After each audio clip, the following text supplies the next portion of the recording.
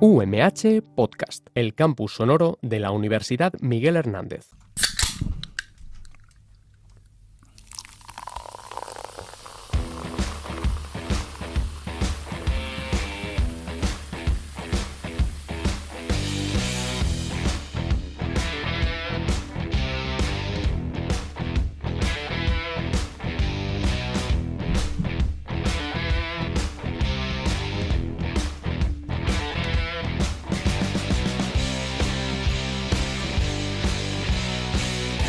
Bienvenidos a Fuera de Record, vuestro podcast de cine.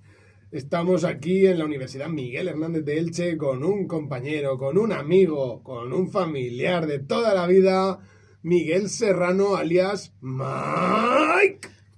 Buenas. Que empezamos bien, con unas risas. Empezamos como siempre, tenemos que empezar alegres, felices, contentos. Alfonso Quesada. Y yo, que no se olvide nunca, Alfonso Quesada, presentador, creador y manager de este podcast. No te pares tampoco, que así vas a hacerlo todo tú. Y los demás a la altura del betún. Los demás no, solo yo. Que no hay nadie más. Bueno, había uno. Había uno. En el pasado, muy pasado, en la época de la pandemia. A ver si hace una colaboración, un featuring.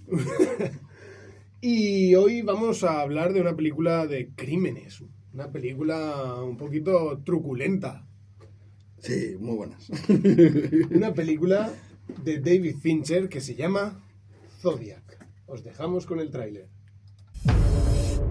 Querido director, soy el asesino de los 2 adolescentes de las navidades pasadas en el lago Herman y de la chica del 4 de julio. Quiero que saque este mensaje cifrado en primera página. Quiere que salga en la edición de la tarde. Graysmith, ¿no tiene que acabar la viñeta? El asesino del Zodíaco ha llegado a San Francisco. Este caso era cosa mía, no tuya. Sigue ahí fuera, Dave. Mata de forma compulsiva. Es lo que lo mueve, lo lleva en la sangre. Joder. ¿Qué? Ardillas. Es Zodiac el que habla. Estoy armado. ¿Puedo acercarla a la gasolinera? ¿Siempre va por ahí ayudando a la gente por la noche? No soy Zodiac, pero si lo fuera, desde luego no te lo diría. Y si lo fuera, desde luego no te lo diría, ¿eh? Claro, eso es lo que decía Zodiac. Bueno. ¿Qué podemos decir de esta película de David Fincher? Que es una película de David Fincher. Pero muy de David Fincher, ¿eh? Muy de David Fincher. ¿De qué conocemos a este director? Al bueno de David Fincher, A mí me suena de algo, me quiere sonar. No estoy seguro, ¿eh? Hombre, Seven, ¿no? Se ven con Brad Pitt, con Morgan Freeman, el clasicazo que lo encumbró, más que nada. Muchas pelis, La Red Social. Sí, hace no tanto sacó la de El Asesino, ¿no? O algo así con... El Asesino. Sí, una para Netflix. Es que se asoció a Netflix, este hombre. Perdida también. Perdida con Girl, sí. Se asoció hace poquito con Netflix, creo que le hicieron un contrato de 3 películas o de 2 películas, algo así. Entonces estuvo ahí asociado. Bueno, ahora ya sabes que todos los directores se van asociando a plataformas, porque al final es el pan nuestro de cada día. El cine cada día lamentablemente se está yendo de las salas y está llegando más a los hogares. Y yo creo que sobre todo también es recordado por el Club de la Lucha. ¡Buah! Claro. Sí, la verdad es que... Le gusta. También trabaja mucho con Brad Pitt, ¿eh? Trabaja mucho con Brad Pitt. Y en esta película tenemos un reparto de estrellas. De la Virgen Santa, ¿eh? Vamos, tenemos aquí al Padre, al Hijo y al Espíritu Santo. La creme de la creme. La Santísima Trinidad. El triunvirato. Madre mía. Robert Downey Jr. Tenemos también a Jake Gyllenhaal y a Mark Ruffalo, que vaya 3 papelitos. Vaya 3, ¿eh? De hecho, de los 3 te diría que menos me gusta es el de Robert Downey Jr. También es el que menos tiempo está en pantalla, ¿no? Claro, es el que tiene menos cota de pantalla. Además, otra cosa, Robert Downey Jr. hace de Robert Downey Jr. Qué cuando raro, era ¿no? alcohólico, ¿no? Qué raro, ¿no? O sea, lo hemos visto a este hombre 200 años haciendo de Iron Man, haciendo de Robert Downey Jr. Sí. en su faceta más extravagante, y ahora lo vemos en su faceta más alcohólica, que es lo de siempre de Robert Downey Jr. Al final, el escándalo, el alcohol, las drogas, que menudos petardos se fuma en la película, ¿eh? Se fuman petardos. Pero, hay una escena brutal fumando y bebiendo con el la máquina de oxígeno. respirador. Sí. Es brutal que, bueno, ya lo diremos, ¿no? Pero ese el personaje... Bueno, la película está basada en hechos reales, punto 1. Y el personaje de Robert Downey Jr. muere de un enfisema pulmonar. Sí, sí. Claro, pues es que se veía venir. Bueno, ¿y qué podemos decir de esta película? Podemos decir todo un montón de cosas. A ver, hemos venido a eso. Sí. A ver, Zodiac es un asesino que realmente, según yo he investigado un poquito, no se sabe realmente quién es. No aunque se la sabe. película sí que te dice que se sabe. Al final de la película te dicen que al final... No, bueno, te dejan la duda. Los créditos te dejan la duda porque la huella no coincidía o la sangre no coincidía o algo así. Lo bueno de la película es que no tiene explicación. Fíjate, Sí. que no hay un final resuelto porque es la realidad. Es el que no Pero hay sí más. te dejan caer que es el Allen. Arthur Lee Allen. Arthur Lee Allen, sí. Sí, pero que Arthur Lee Allen después fallece. Fallece y con las pruebas que cogen en su contra... Tampoco Tampoco faltan cosas. Claro. Que además es una de mis escenas favoritas, que después lo comentamos, que cuando están hablando Gyllenhaal, Robert y Dave Toschi, que es el detective, diciéndole que es una evidencia que esa es esa persona, pero que las pruebas son circunstanciales y que no Y tienen no se ni puede. huellas ni la caligrafía. Claro, es que no se puede. Es impresionante. Sí, a ver, claro. y la investigación que te plantea la película es una investigación de fondo muy buena. Muy buena. Empieza, o sea, el primer asesinato de Zodiac, si no me equivoco, es en el 66. Sí. ¿no? Y Y la película... tira hasta el 91. Claro. Estamos hablando de... No, en los 90, que es una locura. Casi son 25 años. Sí, a lo es una tonto. locura. Mm. Es una locura. Y nada, ¿cómo empieza la cosa? Pues Empieza empieza saco la peli, ¿eh? Empieza saco, con un asesinato de una pareja de chavalillo, la mítica escena, que una de las cosas que me gusta mucho De la peli película- de verano, ¿no? Sí, de peli de verano, y es que también lo que es el costumbrismo americano lo plasma muy bien, casi todo el rato. Sí. Ahí después lo comento, 3 o 4 cosas que a mí me encantan porque también te da empaque a la época que estás viviendo, dónde estás viviendo y lo que es lo americano, cómo se investiga. No, y luego ahí. el paso por las distintas épocas, 60, 70, 80, hasta los 90, yo lo veo bastante bien, cómo lo van adaptando muy bien, el cambio de la gente, de las opiniones, de la prensa, de todo. Sí. Muestra una evolución muy real. Sí, cómo evoluciona la sociedad. Sí, sí. Sí. Y una de las cosas que también quiero destacar es que lo que me gusta mucho es que tanto la prensa, ¿no? Los periódicos, como la policía, están realmente tienen caminos paralelos. Se investiga casi de la misma manera. Sí, pero porque es la prensa también de aquella De época. aquella época, de la que se fumaba dentro, se bebía dentro. Claro, antes tú solo te quedas con eso, ¿eh? No, que se pero- bebía y se fumaba ahí pero me dentro. re- No, pero me no, refiero me que voy a era- poner hasta arriba. Me refiero que era un poco más de...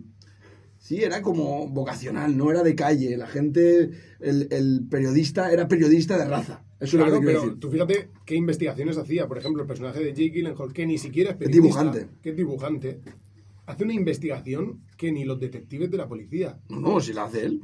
Se deja la vida. Sí, la hace él. Literalmente se deja la vida porque deja a su familia en el transcurso. Sí, la película también habla de la obsesión, tanto de Sí. Gyllenhaal, Ruffalo y Downey Jr., y de cómo eso va acabando con sus vidas, de alguna manera, porque Realmente. Downey Jr. se echa a la mala vida, digamos. Mark Ruffalo acaba despedido de... Sí, pero es el que menos pierde. Sí, No, pero no sé. sacando homicidios y ya no puede volver a investigar eso. Y Robert Downey, Gyllenhaal pierde a su pareja y a su Sí. familia. Sí. Todo por una obsesión. Porque hay que decir que el fenómeno Zodiac caló muy a saco en la sociedad de aquella época y de esa zona. Sí. Vamos a seguir un poco con la Sí, peli, ¿eh? pues eso, empieza asesinando varios asesinatos, ¿no? Hace Los varios primeros- asesinatos y envía un criptograma. No, pero primero él llama por teléfono. Sí. Antes de, o sea, entre el primer asesinato, si no me equivoco, y el envío de la carta pasan 3 o 4 años. Sí. O sea, que él primero hace llamadas telefónicas. Porque hay que hablar un poco también del ego, ¿no? Del asesino, en este caso. Pero es un ego que tampoco tiene... Él quiere fama, un poco. Pero quiere fama involuntaria. Quiero decir, quiere fama porque él quiere estar X años que se hable de él y cuando deja de hablarse de él, que se pierde. Porque se pierde. En todos los intervalos se pierden muchos años que no se habla de él. Pero cuando él vuelve otra vez a poder asesinar, vuelve a intentar que salir en los periódicos. Mm. Pero luego también contrasta un poco con los asesinatos en sí, porque si te das cuenta, todos los asesinatos no son iguales. No hay un modus operandi 100%. De hecho, se plantea la hipótesis de que varios de los asesinatos que se le achaca a Zodiac no sean de Zodiac. Se los atribuye para, claro, se los para atribuye ganar empaque como asesino en serie, ¿no? Exactamente. Un máquina, ¿no? O sea, él, cualquier asesinato que viera por ahí, si llevaban 2 años sin hablar de él, dice, esto lo he hecho yo. La Ana Rosa Quintana de los asesinatos, ¿no? Sí. Claro, pero eso plantea también el hecho de ¿a cuánta gente mató Zodiac? No, es que no se puede saber tampoco. No se sabe. Porque a lo mejor mató a 5 personas. A lo mejor mató a 5 y le están atribuyendo 17 o 18 asesinatos. Es una locura. No recuerdo, pero son una veintena más o menos de los... De hecho, es que si al tío lo hubieran pillado, lo habrían acusado por los 17 o 18 asesinatos que él decía haber cometido. Pero que realmente no hay pruebas ni... Son pruebas circunstanciales que... Ni se cree realmente que hubiera asesinado a toda esa gente. O sea, a él, según dicen en la película de todo esto, según la película, a él se le atribuía realmente, por las investigaciones y tal, no sé si eran 6 o 7 asesinatos. O sea, él se había atribuido a sí mismo 10 asesinatos más de los que había realizado. Solamente para no perder la fama, para que la prensa siguiera hablando de él. Sí. Bueno, continúa si quieres con el criptogramas. Del manual. Sí. Bueno, envía el criptograma y entonces empiezan a intentar resolver el criptograma y lo mandan, lo publican en prensa para que la gente quiera... O sea, la gente que se le dan bien los puzzles y todo esto lo resuelvan. Y hay una pareja que lo resuelve. ¿No? En el periódico, que siempre están descifrando acertijos y eso que ponen los periódicos, y sí, sacaron cosas. Y también Jack Gyllenhaal, que también está un poco entendido en el tema, va investigando sobre eso todo el rato. Pero luego, por ejemplo, sí que hay gente que dice que le vio la cara en el primer asesinato, porque en el primer asesinato solo muere ella, entiendo yo. No, en el primer asesinato mueren los dos. En el segundo asesinato es el que sobrevive, el del lago, es el que sobrevive, el de la pareja del lago. ¿Es el que dice que le había visto la cara? Es que eso no me queda muy claro. Eso no me quedó claro a mí en la película, porque hay uno que dice que le vio la cara. Supuestamente sí que creo que es ese, porque dice que al final de la película es en el 66. Y digamos que esos 2 primeros asesinatos... Pero yo entiendo al final de la película que cuando te abren el libro el anuario del instituto, sí, la imagen que sale en el anuario es la del primero, que le dispara en el cuello y creo que no lo consigue matar al final. No sé. Eso no queda claro. Sí que eso no queda claro. El segundo, la segunda pareja, el hombre sobrevive. Pues el hombre sobrevive porque son apuñaladas. O sea, sí, por la espalda. Pero luego a la mujer, bueno, al tío le mete a lo mejor 5 puñaladas, pero es que a la mujer le mete 50. Es tremendo. Porque tiene un ensañamiento especial con las mujeres. Sí. Eso también es importante. Sí, pero no hay un móvil sexual en los crímenes. No. Solo es asesinar. Es odio, es un machismo, una misoginia exacerbada. Después, pero también mata al taxista. Aleatoriamente, lo que te iba a decir. Pero lo del taxista, que tampoco tenía sentido, te lo muestran muy bien como que él deja unas huellas, y yo creo que las huellas que las deja acaso hecho para desviar la atención sobre sí mismo, para poner falsos culpables. Puede ser. Como cortina de humo. Y después, bueno, pues con todo el caldo de cultivo ese que se genera en la sociedad, la prensa, obviamente, coge este tema y lo machaca como debe ser, ¿no? Entiendo yo, y lo investiga. Y después Paul Avery, que es el personaje que interpreta Robert Downey Jr., se mete un poco en líos porque le hace una carta, o sea, escribe un artículo sobre Zodiac donde lo llama homosexual latente. Que eso le daña el ego, claro. Le daña muchísimo. Y le envía una cartica, amenazante, que es muy propenso a coger trozos de ropa y dejar... Y embadurnarlos ahí en sangre un poquito, echar unas goticas, que a saber de quién es la sangre, porque la sangre tampoco le hacen una analítica durante la película. ¿Qué hay que decir? Ya, pero que estamos hablando de los 60. Todo el tema de eso no había empezado aún al 100%. El ADN, ¿no? Del ADN no había empezado. Es otro tipo de policía, es otro tipo... Claro, sí que es verdad que sí que se dice en la película. Era una policía que contaminaba incluso la escena del crimen porque llegaban ahí como... Entraban con un elefante en una cacharrería. Y lo primero que hacían era mover el cuerpo. Claro, es que es una historia. Estamos hablando de otro tipo de investigaciones policiales que no se pueden equiparar a las de esta época. Entonces quizá en esta época a este hombre, o a Zodiac, al asesino, lo hubieran pillado al cuarto asesinato. Claro, es que los tiempos también influyen mucho. Luego me dejó realmente alucinado lo del programa de televisión. Sí, cuando llama, ¿no? O sea, es un abogado el que está ahí. Realizan un programa de televisión para ver si Zodiac se atreve a contactar en directo con el programa y el tío va y llama. O sea, llama en directo y empieza a pegar allí unos gritos, unos gemidos. ¡Ay, me duele la cabeza! Sí, es que también otra de las cosas que se producen es que llega un momento que mucha gente se quiere ser Zodiac, ¿no? Y gente que está mal de la cabeza y se... Bueno, pero eso pasa siempre, creo yo, con los asesinos en serie que no están se sabe, identificados, ¿no? Exactamente. Siempre hay imitadores o gente que se atribuye el personaje, ¿no? Sí. Y bueno, se desarrollan una serie de acontecimientos. La película yo creo que plasma muy bien, por ejemplo, lo de la mujer con el bebé. Es terrorífico.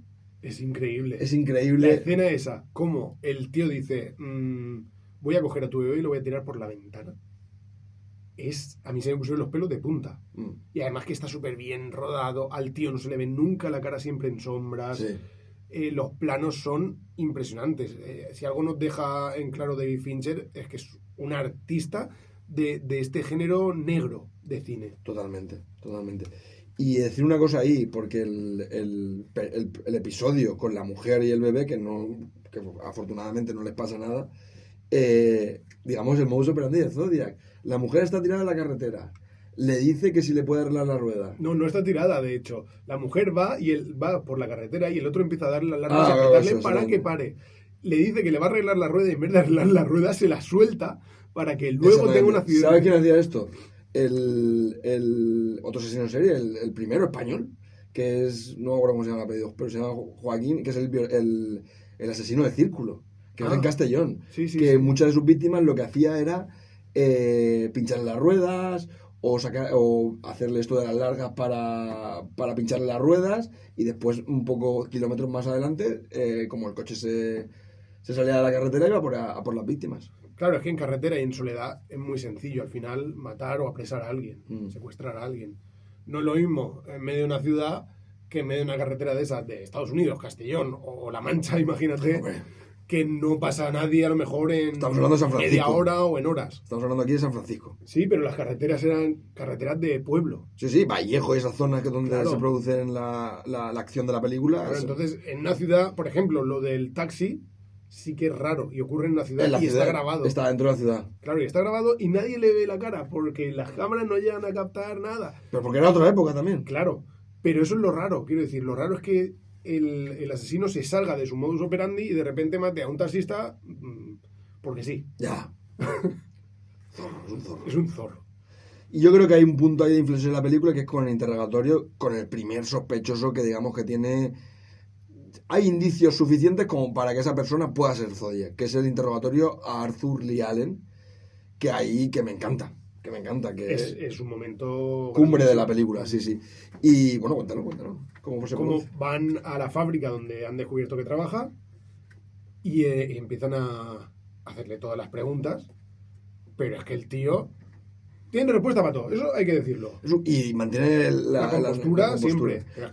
Por cierto, un inciso, que esto es muy de película americana, y no sé si pasaba, que empieza el FBI por un lado, la policía del lugar por otro, y al final también hay como... la prensa por otro. La prensa por otro. Vaya. Sí, se van metiendo muchas veces las narices donde no les toca, y esto también entorpece la investigación. Claro, porque si a ti te pregunta, si tú ya ves que van detrás tuya, antes de que llegue la policía, te ha llegado uno de la prensa o lo que sea, vamos, a ti ya te pone sobre aviso.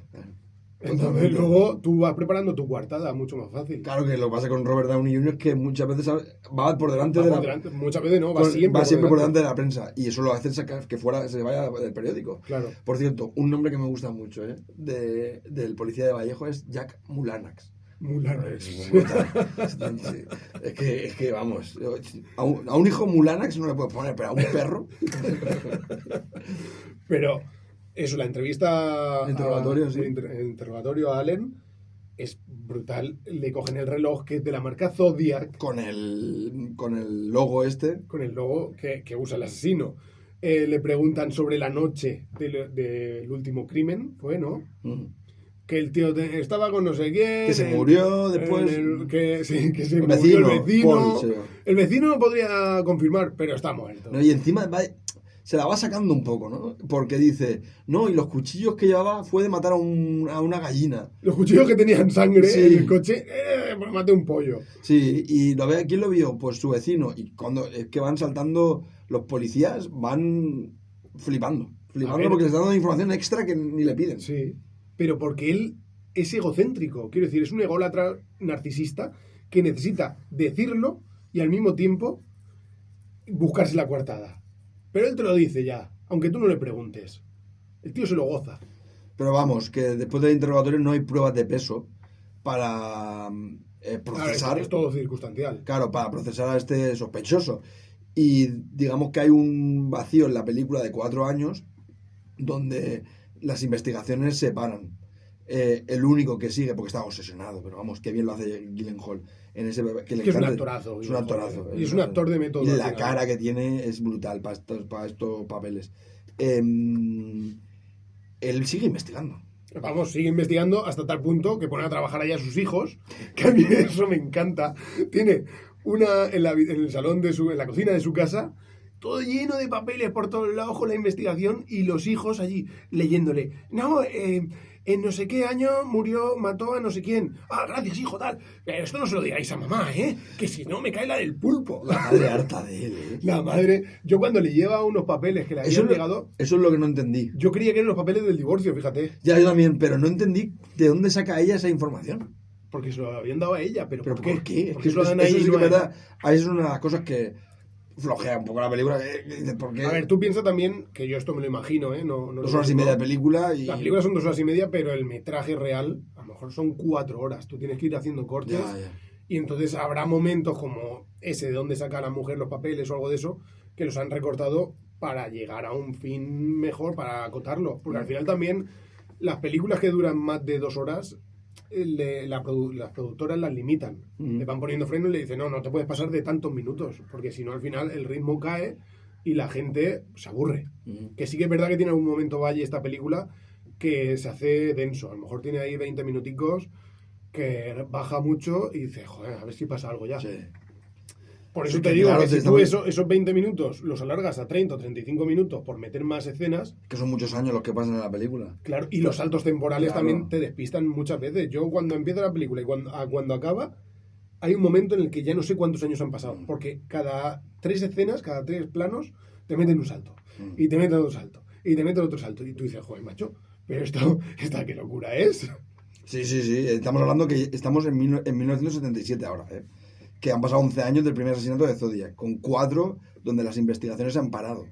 Y ahora Robert, por su cuenta, digamos que recoge aparece otro sospechoso, que se llama Rick Marshall, que es el proyector, la persona que se encargaba del cine. De una sala de cine. Una sala de cine. Pero es que cuando se pone a investigarlo, que es súper gracioso, todas las pistas que recaba, al final señalan al que ha denunciado. Exactamente. O sea, el que ha interpuesto la denuncia de Rick Marshall, que es un tío rarísimo. Es súper creepy. Empiezan a investigar y al final la letra es la que más coincidencias tiene con la de Zodiac y tal. Y cuando le dice que el cartel no lo había escrito Zodiac, que lo habría escrito él. Ese momento es brutal porque y además que lo hace bien Gyllenhaal, que se caga en los pantalones. Y es que se le ve en la cara, o sea, la actuación de Gyllenhaal de Oscar. Es de Oscar. Yo no sé cómo ese chaval... No sé quién se lo llevaría ese año, pero que estamos hablando de 2007, ¿no? La película. Sí. Es increíble, es increíble. Y esa escena dentro de la casa del tío es de las que más terror te da. Vente al sótano, que te voy a enseñar. Bueno, el tío lo pierde todo, ¿no? Por la investigación. Al final llena su casa de cajas y cajas y documentos, porque los hijos se han ido, la mujer también. Y llega, digamos que nos encaminamos un poco al final de la peli, ¿no? Porque aparece en escena otra vez Zodiac con una nueva carta. ¿Y qué pasa aquí que no me queda muy claro? Que Dave Toschi, el personaje que interpreta a Mark Ruffalo, ¿había escrito cómo es esto? Sí, lo habían acusado o descubren que él había escrito alguna falsa carta como Zodiac, pero lo había hecho como ejercicio de reflexión para intentar meterse dentro del personaje de Zodiac, pero que lo había hecho en su casa y no sé si lo había pasado a un amigo o algo así, pero que no lo había hecho público. Sí.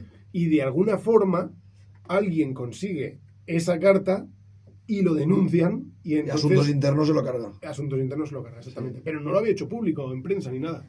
Ya. Sí, van a por él. Van a por él. Sí, lo quieren cargar por la relación que tiene con Gyllenhaal. Con Gyllenhaal, sí. Bueno, vamos a llegar al final de la peli ya. Porque... Yo creo que vamos a meter nuestra sección porque justamente viene la frase que coincide con el momento temporal en el que vamos a hablar. Y si quieres, como esto es un diálogo, por una vez lo hacemos juntos. Vale. ¿Sí? ¿Te gusta o qué? Me gusta. ¿Dónde está el...? ¿Esto no me lo has metido, cabrón? Lo he puesto en pausa, ¿eh? No pasa nada. Sí, te lo he metido. No, está pues, aquí. Tírale. ¡Ay! Tírale. Lo he puesto en pausa, ¿eh? O sea que le voy a dar otra vez y ya está. Vamos con nuestra... ¿Suave como qué? Nuestra sección favorita. ¿Suave como qué? Suave como la mierda fresca. Suave como la mierda fresca.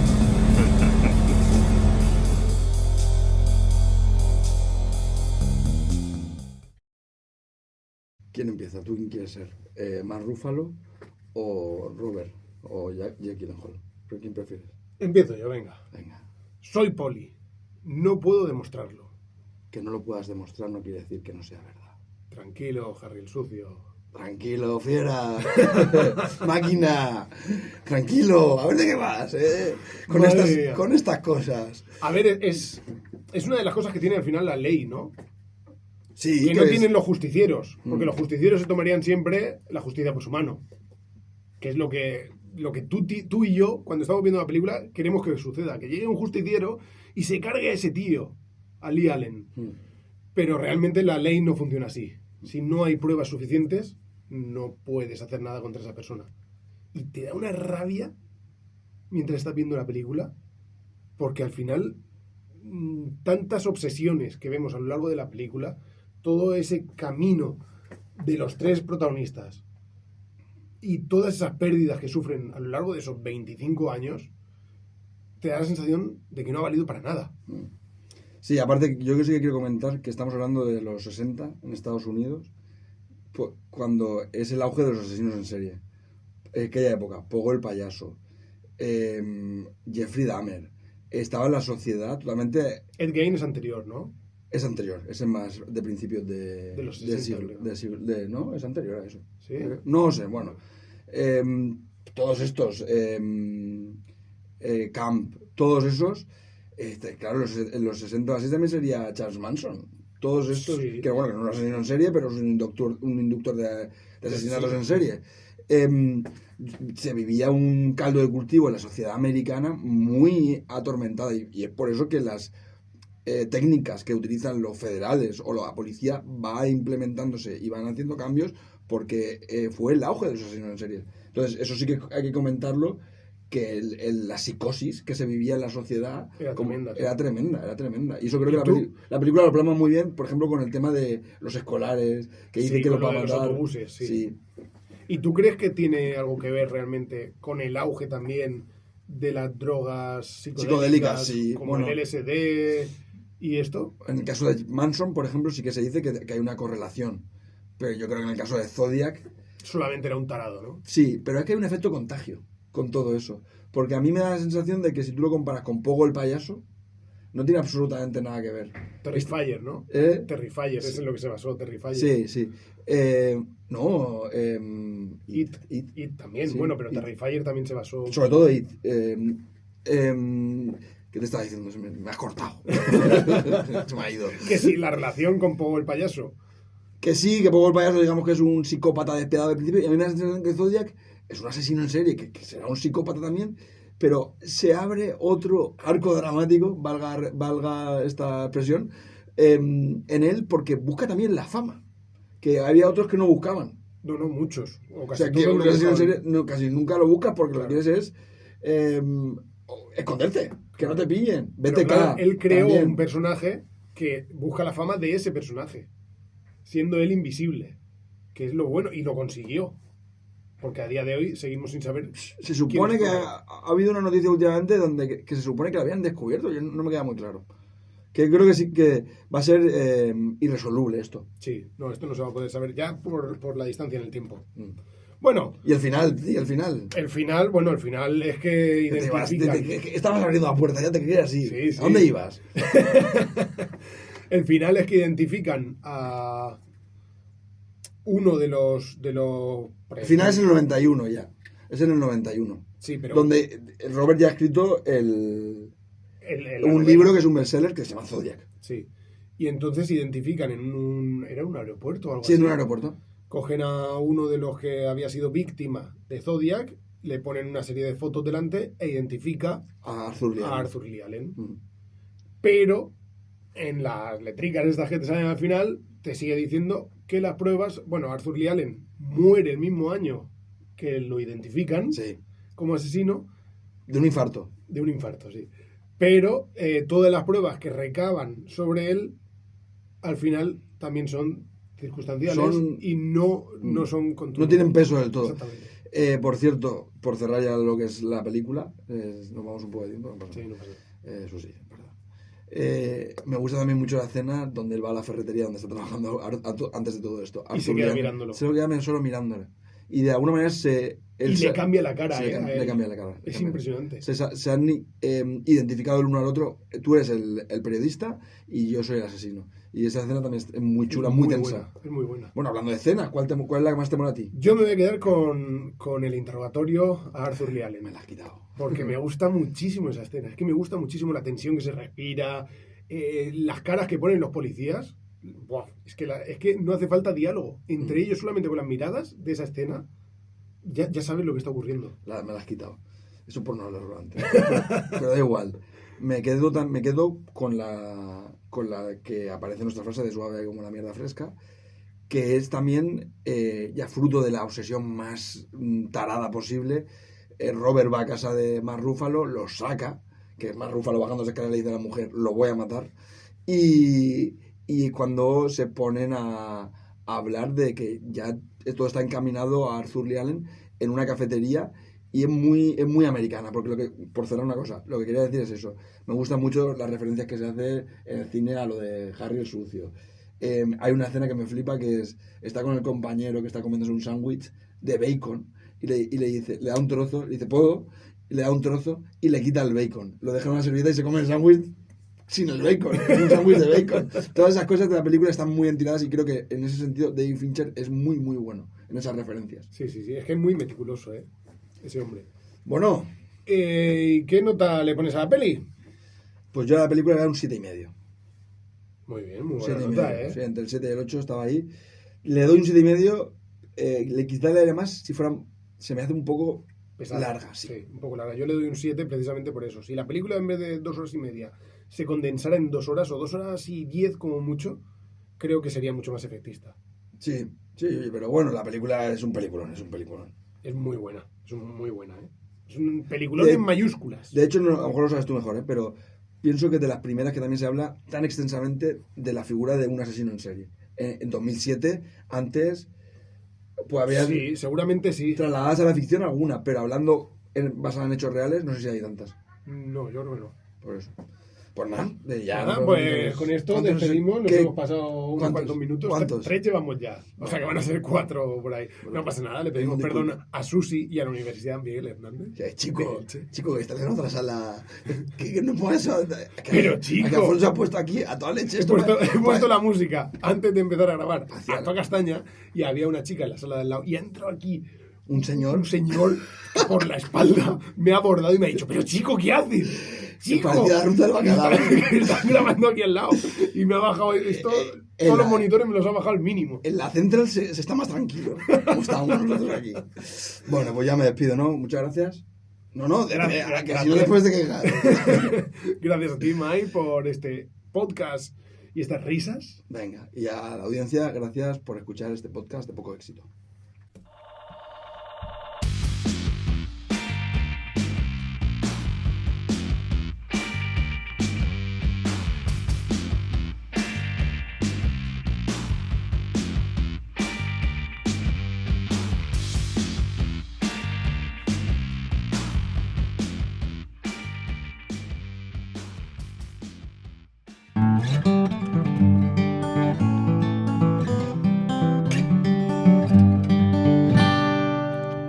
UMH Podcast, el campus sonoro de la Universidad Miguel Hernández.